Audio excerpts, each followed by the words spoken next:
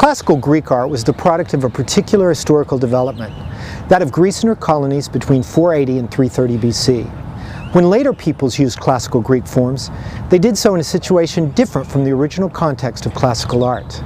This is certainly true of 20th century architects like Philip Johnson, the designer of the University of Houston School of Architecture behind me. He crowns the building with a Greek temple form, although the function of this school of architecture has little in common with a temple of classical antiquity. Johnson is not a classical Greek architect, but a 20th century American using the Greek vocabulary to achieve a certain effect with us.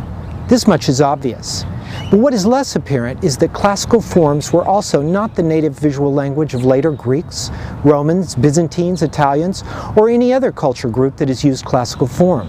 They too, like Philip Johnson, had to consciously reconstruct the classical vocabulary and use it in a way that made sense to them. We call this reuse classicizing. We use classical only to describe the art of Greece during the classical period.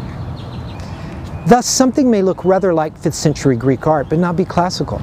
A good example of classicizing art is the Altar of Peace, commissioned by the Emperor Augustus between 13 and 9 BC, well after the classical period and outside of Greece proper.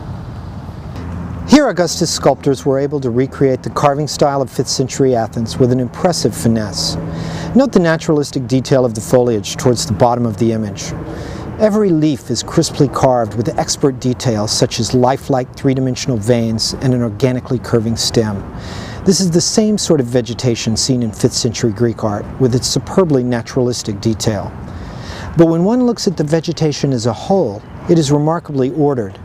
Draw an imaginary line down the center of the composition.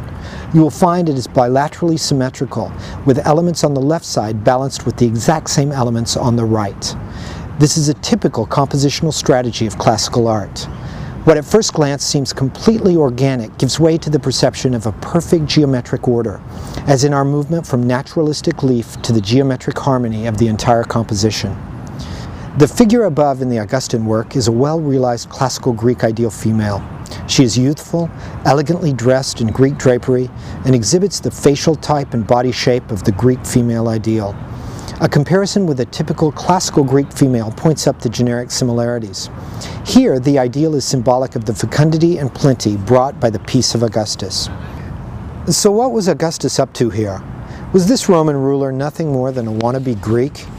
Nothing could be further from the truth. Augustus was carefully cultivating a sense of a golden age, associating his own age with the already acknowledged excellence of 5th century Athens. Augustus astutely used the positive associations of 5th century Athenian art to communicate his own message. With the Augustan peace, we have entered a new era of peace, plenty, and cultural excellence akin to that of the golden age of classical Greece.